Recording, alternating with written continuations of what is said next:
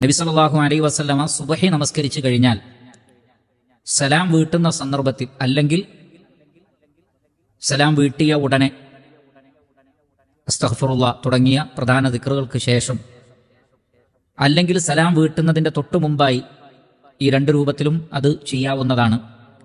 നബി സല്ലല്ലാഹു അലൈഹി വസല്ലമ ഇങ്ങനെ ദുആ ചെയ്തിരുന്നു: അല്ലാഹുമ്മ, അല്ലാഹുവേ, ഇന്നി അസ്അലുക, ഞാൻ നിന്നോട് ചോദിക്കുന്നു, ഇൽമൻ നാഫിഅ, ഉപകാരപ്രദമായ അറിവിനെ ചോദിക്കുന്നു, വരിസ്ഖൻ ത്വയ്യിബ, നല്ല ഭക്ഷണം, നല്ല ഉപജീവനം ഞാൻ നിന്നോട് ചോദിക്കുന്നു, വഅമലൻ മുതഖബ്ബല, സ്വീകരിക്കപ്പെടുന്ന അമലും ഞാൻ നിന്നോട് ചോദിക്കുന്നു.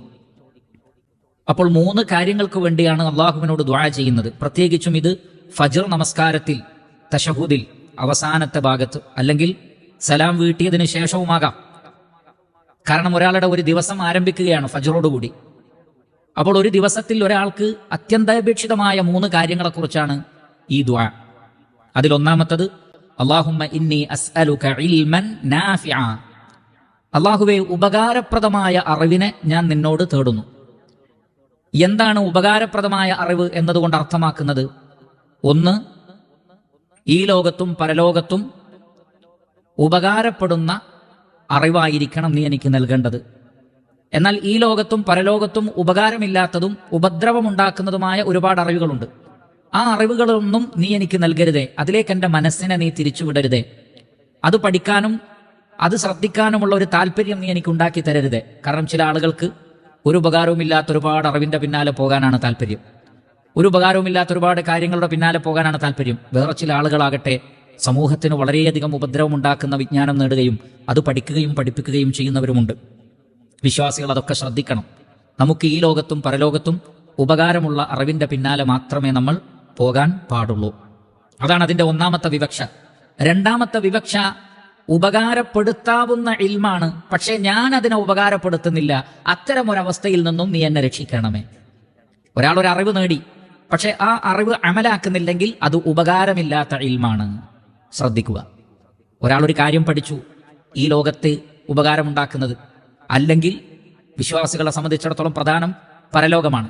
പരലോകത്തേക്ക് ഉപകാരമുള്ള ഒരു ഇൽമു പഠിച്ചു വെച്ചു, പക്ഷെ അത് അമലാക്കുന്നേ ഇല്ല, എങ്കിൽ അത് നാഫി അല്ലാത്ത ഇൽമായി മാറി, ഉപകാരമില്ലാതെ പോയി. അറിവുണ്ട്, പക്ഷെ ഉപകാരമില്ല. അത്തരമൊരവസ്ഥയിൽ നിന്നും നമ്മൾ അള്ളാഹുവിനോട് കാവലിനെ തേടണം. അപ്പോൾ ഒരു ദിവസം സ്റ്റാർട്ട് ചെയ്യുമ്പോൾ തന്നെ നമ്മൾ റബ്ബിനോട് ചോദിക്കുകയാണ്: പടച്ച റബ്ബേ, നീ എനിക്ക് നല്ല നല്ല ഇൽമ നൽകണം, മാത്രമല്ല ആ ഇൽമ അമലാക്കാനുള്ള തൗഫീഖും നൽകണം. അതാണ് അല്ലാഹുമ്മ ഇന്നി അസ്അലുക ഇൽമൻ നാഫിഅ. രണ്ടാമത്തത് വരിസ്ഖൻ ത്വയ്യിബ. രാവിലെ മുതൽ ഒരാൾ തന്റെ ഉപജീവനം സ്റ്റാർട്ട് ചെയ്യും. കർഷകനാണെങ്കിൽ അയാളുടെ കൃഷി, കച്ചവടക്കാരാണെങ്കിൽ കച്ചവടത്തിന് നേരെ, ജോലിക്കാരാണെങ്കിൽ ജോലി ചെയ്യാൻ വേണ്ടി, അങ്ങനെ ഓരോരുത്തരും അവരുടെ ഉപജീവനം സ്റ്റാർട്ട് ചെയ്യുന്നത് രാവിലെയാണ്. അപ്പോൾ തന്നെ റബ്ബിനോട് പറയണം: റബ്ബേ, ഹറാമായതൊന്നും സമ്പാദിക്കുന്ന ഒരു അവസ്ഥ ഉണ്ടാവരുതേ റബ്ബേ. ഒരാളെ പറ്റിച്ച് പൈസ ഉണ്ടാക്കുക, കളവ് പറഞ്ഞ് പൈസ ഉണ്ടാക്കുക, ഇസ്ലാം നിഷിദ്ധമാക്കിയ കച്ചവടങ്ങൾ ചെയ്യുക, അല്ലെങ്കിൽ കച്ചവടം നിഷിദ്ധമല്ല പക്ഷേ ഹറാമായ വഴികളിലൂടെ അത് കച്ചവടം ചെയ്യുക, ഇങ്ങനെ തനിക്ക് അനുവദനീയമല്ലാത്ത ഹലാലല്ലാത്ത വഴികളിലൂടെ റിസ്ഖ് വരുന്നതിൽ നിന്ന് അള്ളാഹുവിൽ അഭയം തേടണം. കാരണം ഒരിക്കലും നമ്മൾ ഹറാമ് നമ്മൾ സ്വയം തിന്നാൻ പാടില്ല. നമ്മുടെ ഇണകളെയും നമ്മുടെ മക്കളെയും ഒരിക്കലും ഹറാമ് നമ്മൾ തീറ്റിക്കാനും പാടില്ല. നബി സല്ലല്ലാഹു അലൈഹി വസല്ലം പറയുന്നത്, ഹറാമ് തിന്ന് വളർന്ന ശരീരത്തിന് നരകമാണ് ഏറ്റവും അനുയോജ്യമായ വാസസ്ഥലം എന്നാണ്. കാരണം ശരീരം ഹലാല് തിന്നാലും ശരീരം വളരും, ഹറാമ് തിന്നാലും ശരീരം വളരും. പക്ഷേ ഹലാലായ ഭക്ഷണം കഴിച്ച് വളർന്ന ശരീരം സ്വർഗത്തിലും, ഹറാമായ ഭക്ഷണം കഴിച്ച് വളരുന്ന ശരീരം നരകത്തിലുമായിരിക്കും. നബി സല്ലല്ലാഹു അലൈഹി വസല്ലം പറയുകയാണ്, ഖിയാമത്ത് നാളിൽ ഒരാളെ കൊണ്ടുവരും, തടിച്ചു കൊഴുത്ത ഒരു മനുഷ്യൻ, നല്ലോണം ഭക്ഷണമൊക്കെ കഴിച്ചിട്ടുണ്ട്, നല്ല തടിയും കാര്യങ്ങളൊക്കെ ഉള്ള, നല്ല കണ്ടാൽ നല്ല തൂക്കം തോന്നിക്കുന്ന ഒരു മനുഷ്യനെ കൊണ്ടുവരും. എന്നിട്ട് മീസാനിൽ തൂക്കും. കൊതുകിന്റെ ചിറകിന്റെ അത്ര പോലും അതിന് തൂക്കമുണ്ടാവൂല. അത്രയും വലിയൊരു മനുഷ്യനെ തൂക്കിയിട്ട് കൊതുകിന്റെ ചിറകിനോളം അയാൾക്ക് തൂക്കമുണ്ടാവുകയില്ല. ഫലാ നുഖീമു ലഹും യൗമൽ ഖിയാമത്തി വസ്നാ. ഖിയാമത്ത് നാളിൽ അവർക്ക് വസ്ന ഉണ്ടാവില്ല, തൂക്കം ഉണ്ടാവില്ല. പക്ഷെ ശരീരത്തിലെ ഉണ്ട്, ഭക്ഷണം കഴിച്ചിട്ടില്ല ഉണ്ട്, പക്ഷെ അത് ഹലാലായിരുന്നില്ല, ഹറാമായിരുന്നു, ഹറാമായ വഴികളിലൂടെയായിരുന്നു, അതിന് തൂക്കമുണ്ടാവില്ല. അത് നരകത്തിലേക്കുള്ളതാണെന്ന് റസൂലുള്ളാഹി സ്വല്ലല്ലാഹു അലൈഹി വസല്ലം വഖൂദുഹൻ നാസു വൽ ഹിജാറ. നരകത്തിന്റെ ഇന്ധനം പോലും മനുഷ്യനും കല്ലുമാണെന്നാണ്. നരകത്തിന്റെ ഇന്ധനം പോലും, നരകത്തെ കത്തിക്കാനും നരകത്തിന്റെ ചൂട് കൂട്ടാനും മനുഷ്യനെ ഉപയോഗപ്പെടുത്തുന്നതാണ്. കാരണം മനുഷ്യ ശരീരത്തിലുള്ള അള്ളാഹു സൃഷ്ടിച്ച ഒരുപാട് ഘടകങ്ങളുണ്ട്. ഇതൊക്കെ നന്നായി ചൂടുണ്ടാക്കുന്നതും കത്താൻ സഹായിക്കുന്നതുമാണ്.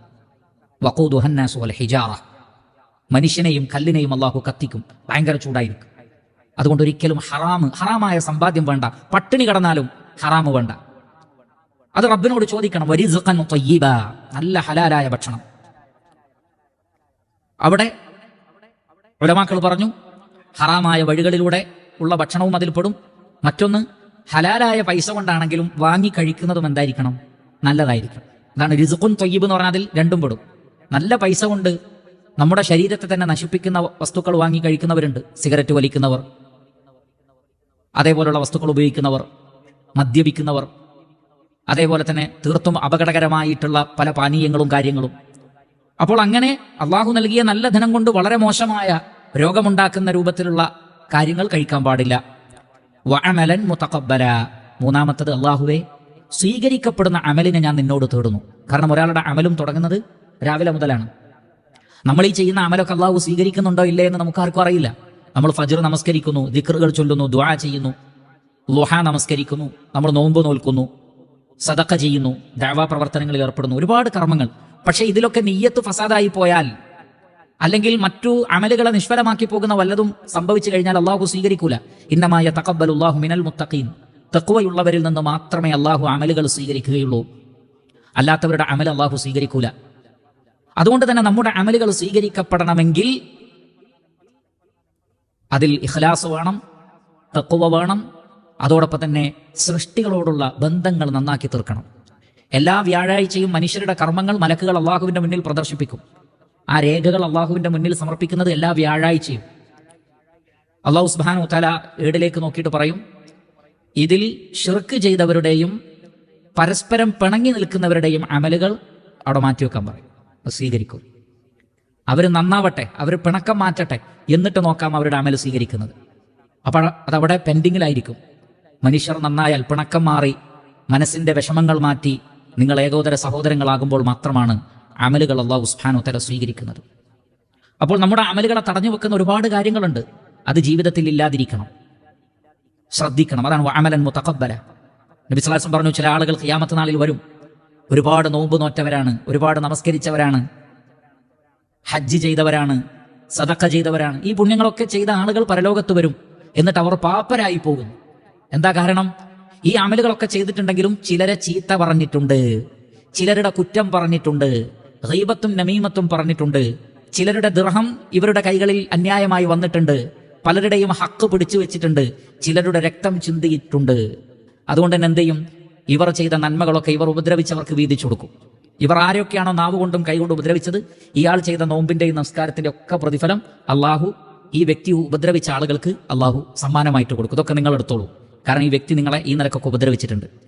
അങ്ങനെ നന്മകളൊക്കെ തീർന്നാൽ പിന്നെ ആ ആളുകൾ ചെയ്ത തിന്മകളൊക്കെ ഇയാൾക്ക് തിരിച്ചു കൊടുക്കും. അവർ ചെയ്ത തിന്മകളൊക്കെ ഇയാളിലേക്ക് വരും. അപ്പോൾ ഇത്രയും നന്മ ചെയ്ത വ്യക്തി ഒരുപാട് തിന്മയും പേറി നരകത്തിലേക്ക് പോകും. അവനാണ് ഈ ഉമ്മത്തിലെ പാപ്പരെന്ന് റസൂലുള്ളാഹി സ്വല്ലല്ലാഹി അലൈഹി വസല്ലം. അമലുകൾ ബാത്തിലായിപ്പോയി. അതുകൊണ്ട് ഇത്തരം അവസ്ഥകളൊന്നും റബ്ബേ എൻ്റെ ജീവിതത്തിൽ ഉണ്ടാവരുതേ. ഇന്നേ ഒരു ദിവസം എൻ്റെ നാവ് കൊണ്ടോ കൈകൊണ്ടോ ഒരാളെയും ഉപദ്രവിക്കുന്ന ഒരു സാഹചര്യം ഉണ്ടാവരുതേ എന്ന് ദുആ ചെയ്തുകൊണ്ടാണ് നമ്മൾ പ്രഭാതത്തിലേക്ക് പ്രവേശിക്കുന്നത്. അതാണ് വഅമലൻ മുതഖബ്ബല, സ്വീകരിക്കപ്പെടുന്ന അമൽ. അതുകൊണ്ട് പ്രിയപ്പെട്ട സഹോദരങ്ങളെ, വളരെ ഗംഭീരമായ അർത്ഥവത്തായ ഒരു പ്രാർത്ഥനയാണ്. ഈ പ്രാർത്ഥന നമ്മൾ കൈവിടാതിരിക്കുക, എല്ലാ ദിവസവും മറന്നുപോവാതെ. അല്ലാഹുമ്മ ഇന്നി അസ്അലുക ഇൽമൻ നാഫിഅ വറിസ്ഖൻ ത്വയ്യിബ വഅമലൻ മുതഖബ്ബല എന്ന് റബ്ബിനോട് പ്രാർത്ഥിച്ചുകൊണ്ടിരിക്കുക.